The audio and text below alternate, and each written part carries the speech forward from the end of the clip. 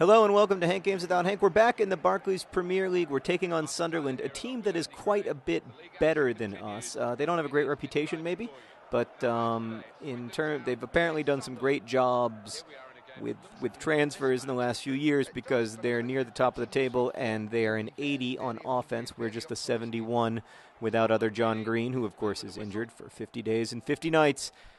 And to represent the sadness that we feel over this, it is of course raining in England. That rain, it's God's tears over the loss of other John Green. Bald John Green, working heroically without his husband, feeding the ball to D. McGoldrylocks, who does score occasionally. So we have some hope. I will remind you, we are undefeated this season in the Barclays Premier League. So we have a lot to live up to today, and we're going to do our best. But frankly, a draw would be a great result for us here.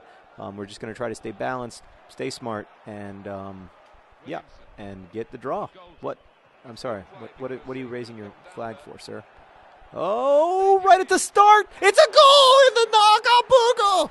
Yes, that's a beautiful celebration, Ball John Green. I didn't know you could do a backflip. I'm very proud of you, buddy. Look at that beautiful goal. I mean, from like 2 feet away, just schmurga-burger, 3rd minute, and maybe a draw isn't enough. Man. Did you see D. McGoldrylocks there take out two members of the Sunderland squad? That was good stuff. That was good stuff. These boys are tough. You know what you can't buy? You can't buy heart, and that's all we've got. That's all we've got is the Swoodly Poopers. Don't give up a goal. Don't give up a goal. Berna! Woo! Doggy, that was close. Okay. Today I'm going to talk about conventions.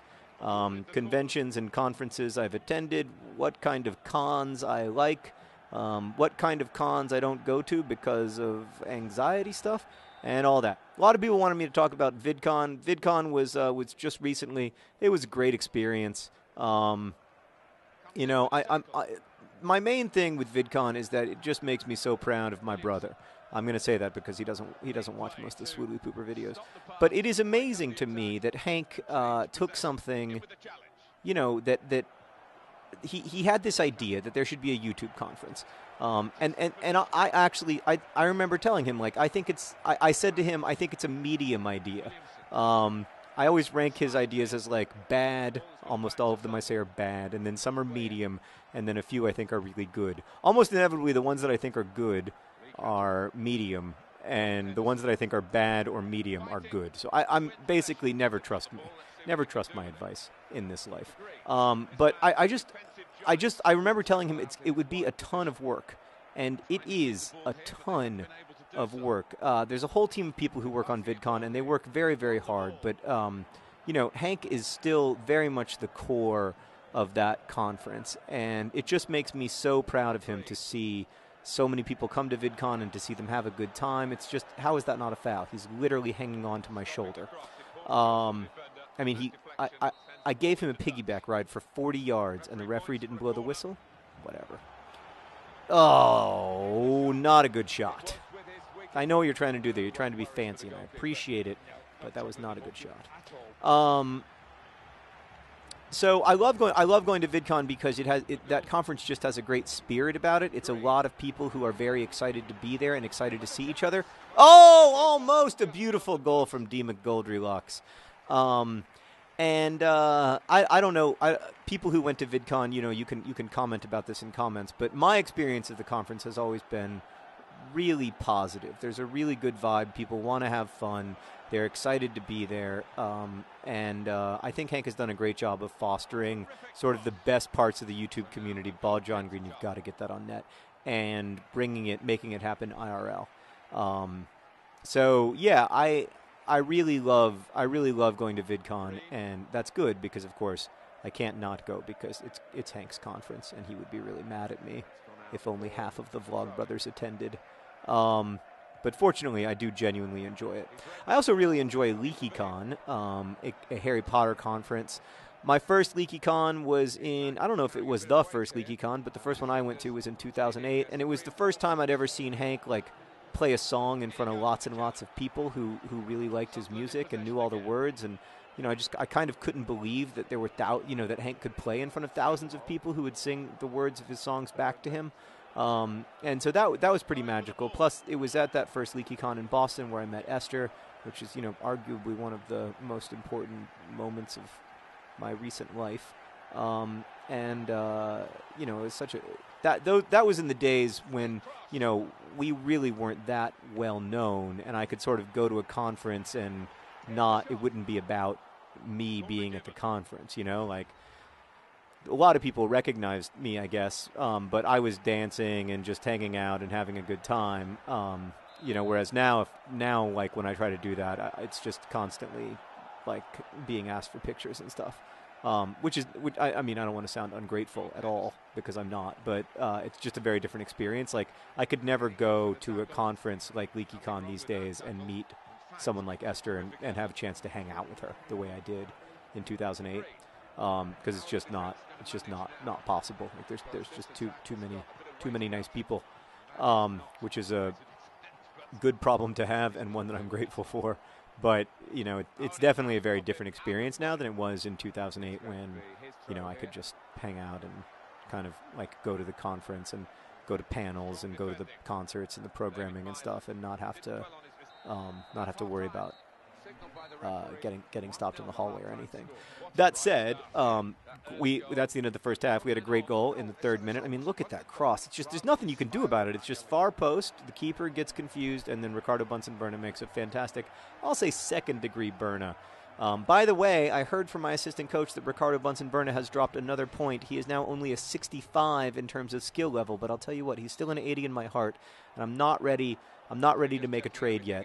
It pains me to see him apparently not doing well, because all I see is a guy who has made it possible for us to be literally undefeated in the Premier League this season, which is something that no one else can say, not even Van de Sar of Manchester United. So maybe they need to STFU. But yeah, I really love LeakyCon. The Harry Potter fan community is a very special fan community to me. So many of my friends are in it, and so many of the early nerd fighters came to Nerdfighteria from the Harry Potter fan community. And oh no, Ricardo Bunsen-Berna with a fantastic save. Well, I mean, we are just look at the disorganization of the Swoodoo Poopers in the back. This is humiliating. Finally, Leroy Williamson brings some clarity to the issue. And then he just kicks it as far as he can. Oh my gosh, look who's so fast. It's D. McGoldrylocks. D. McGoldrylocks. D. McGoldrylocks, the ball. Oh, no. That would have been, what a goal that would have been. Leroy Williamson releasing everybody and D. McGoldrylocks. That would have been fantastic, but it didn't happen.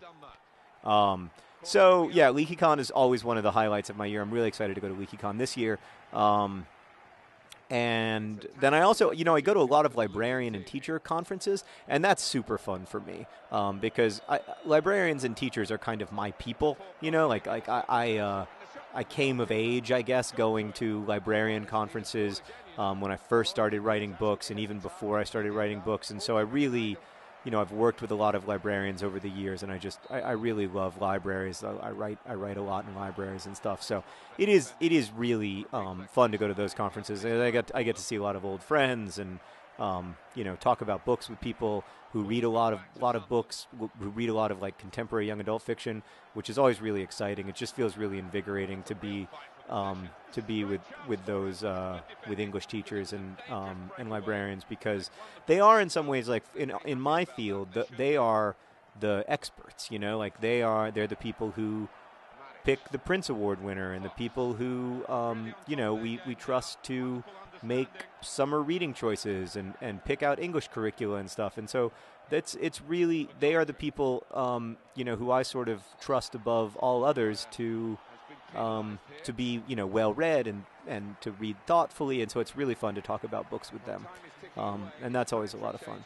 I went to BEA, which is sort of the like trade conference for books, for the first time this year, and that was really interesting too. It was much more like a lot more networking, I guess, but in a good way, and the parties were really fun, and I don't usually like going to parties, so that's really saying something.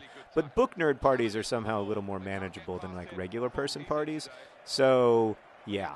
I don't really, so as far as like big conferences, I always want to go to big conferences like Gen Con, which is this big nerd gaming conference, but then I get freaked out and I can't go because of just anxiety and being worried that, like, I don't even know what I'm worried about, really.